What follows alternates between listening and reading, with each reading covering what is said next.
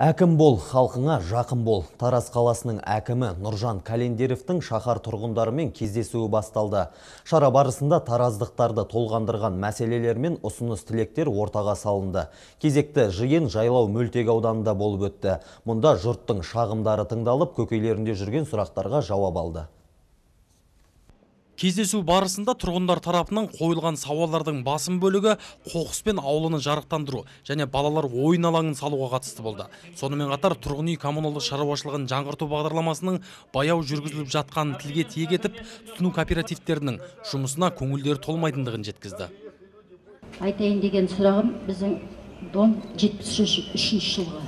Соны ремонтты жайды сұрайын деп едім. КСК біздерге ештеңе істеген жоқ, даже бір рет болса да сыпырған жоқ. Всегда подбор деп жинап не қылды. Подвалдан су ағып тұрды. Сонымен май айында мен бүкіл жителдерден қол қойып, сол КСК-дан шықтық. Бірақ шыққанмен сентябрьге дейін бізге оплата жүріп жатырды.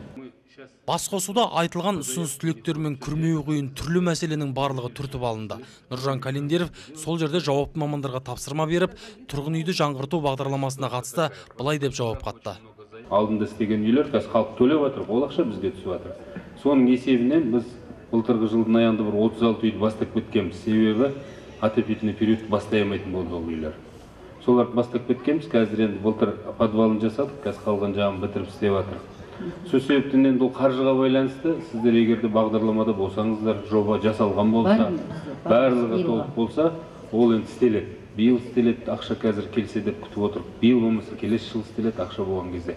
Ал енді оның не істелетінін, оны сіздер шешесіздер, тұрғындар. Кездесу соңында қала әкімі қазір таңда тындырылып жатқан тірліктер туралы баяндады. Ал сала басшыларына тұрғындар тарапынан көтерілген барлық мәселелерді назарға алып, оларды шешу бағытында жүйелі жұмыстар атқаруды жүктеді. Берік Жұмабайлы, Марат Таубаев, 7/7 News.